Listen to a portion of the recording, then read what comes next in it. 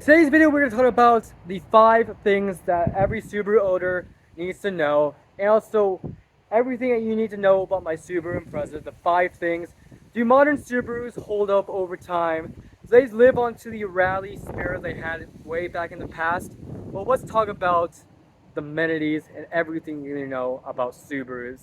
So yeah, let's get started with number 1 with our first thing on our list. So this 2023 Subaru Impreza, it has a 2-liter, 152 horsepower, DOC, dual overhead cam, naturally aspirated Boxer 4 engine. If you upgrade to the higher trim levels, the premium and the sport, that will get a slightly bigger engine and a higher horsepower. So for a premium and then your sport models, it's a 2.5 liter, 182 horsepower Boxer engine. But this is a 2-liter dual overhead cam Boxer 4 engine that will get that 152 horsepower. So here's what I'm going to talk about in number 2. So do Subarus, or modern Subarus itself, actually hold up better than the older Subarus back then? Because I see memes and all the things that do older Subarus blow head gaskets, which yes they did, because when Subaru came out with the EJs and the other FB models, the early stuff, the head gaskets were actually coated with graphite coated head gaskets, and those things would peel, they would just overheat, causes the entire engine to blow, and just causes a whole oil leaking mess. And it just, everyone has to have to take the engine apart, break it open, just take the entire thing out, and just, that's just a pain in the butt to replace a whole head gasket in a Boxer engine. But good thing that Subaru now, what they do is they use multi-steel, multi-layered head gaskets. And eventually that stopped after when they actually got to the 2013 Subaru Forester models for their FB series engines and their Subaru Foresters. And this is a FB20, which is still an FB series engine. And they use different types of multi-layered head gaskets. So you don't really have to worry about head gasket problems. But here's the only thing that you kind of have to worry about in modern Subarus. So modern Subarus have this kind of lifespan, about 200,000 miles maximum.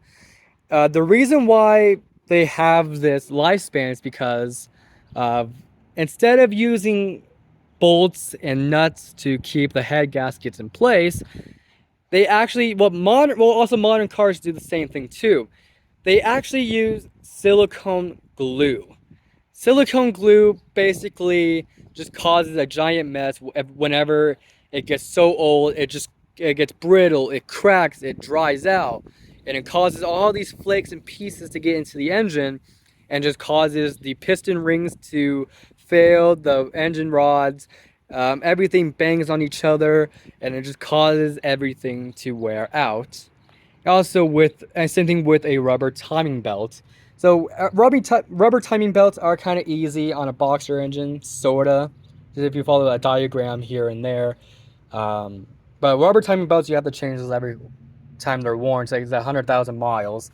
So if I wish they stuck to.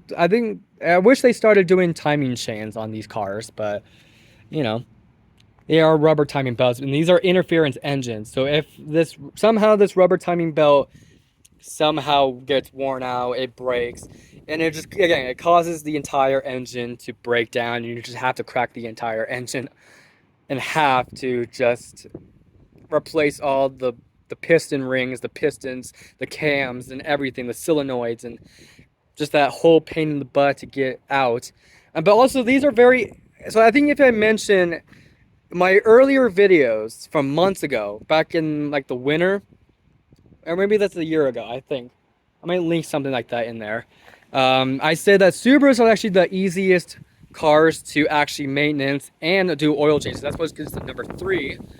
Yes, they are kind of easy. And you can just do a simple oil change because everything is shown up here. And Boxer engines, yes, slightly concerning and slightly difficult are spark plugs because it's a Boxer engine, and and their spark plugs are just down here somewhere. and over here too. So 2 cylinders here, 2 cylinders there, and very easy. And also if you want to place belts and everything, sort of easy if you follow a diagram. Like 0W20 oil, and yeah, maintenance is very easy. And also, it's this car, my 2023 Subaru Impreza, is actually due for an oil change, so I'm gonna go take it in, get an oil change, and all that good stuff. So, because it has like 3750 on the interval, so now it has 3800 miles, and then I just have to go take it to Subaru and just get my car an oil change. And yeah, and then oil caps are very easy, you know, they're not like down there where you just have to stick your entire hand down there. Nope, it's just very easy to get through. Taking things apart in here, very easy. Modding is actually very easy to do on these engines. I don't recommend putting turbochargers on a smaller engine.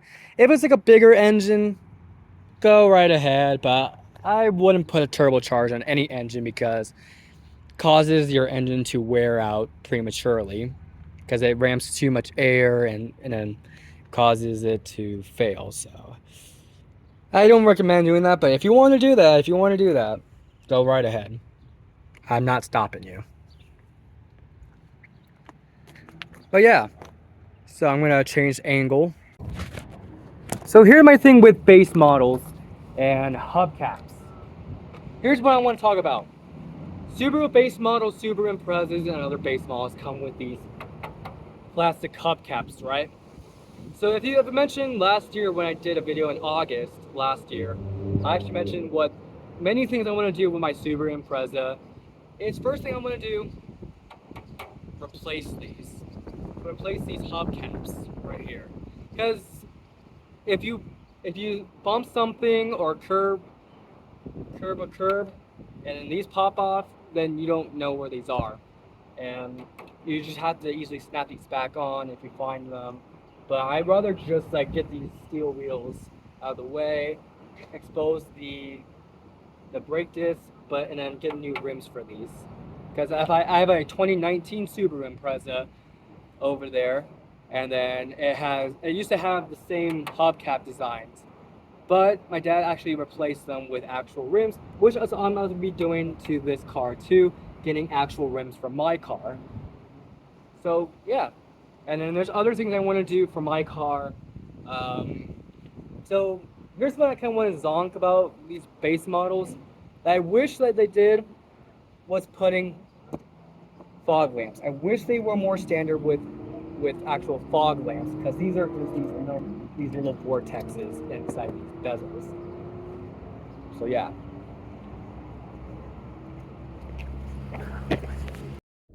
So with a Subaru like this, it's to number 4, comfortability and easy to mod. So 4 and 5 will be comfortability and easy to mod. So base model Subaru Imprezas come with this really beautiful cloth seats. They don't get too hot during the summer. They don't get too cold during the winter.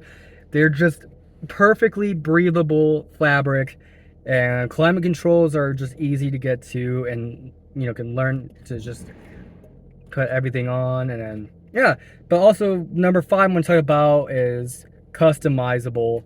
And the sky's the limit to customizing your Subaru. You can put anything on your infotainment system. You can put anything you want on your steering wheel. Let's say I have an Alcantara steering wheel to cover this vinyl so it doesn't get hot and peel and get really dirty. So just put these covers on there. You can put roof racks on the roof. And yeah, good thing about these Subarus though, these base models and other models, they have these little clips and other things that like you can hook on a roof rails, and you can just take them put them on, put them off. And yeah, you can put anything like on your seat belts, like these little armrests here and there. Like I said, you can put like a new exhaust system. You can do, again, like you can do new rims. You can do other things to a Subaru. And it's just, the sky's the limit to a Subaru. You can customize. I've seen people lifting the Imprezas and then making them off-roading battle wagons, basically. Those are amazing. And you can take them on canyon cruises, which I did today. I took my Subaru Impreza for the very first time on a canyon cruise, just in the foothills and just going fishing. And this thing handled really good, even though this only takes 152 horsepower, which that's very underpowered, but it somehow did the job and just got me around the canyons up the high elevation. But yeah, there's a lot of things, yeah, to think about when buying a Subaru. Also, I want to talk about a bonus thing about cost. So this Subaru Impreza right here is about $22,000, and for monthly payments, it's just like $314 for monthly payments.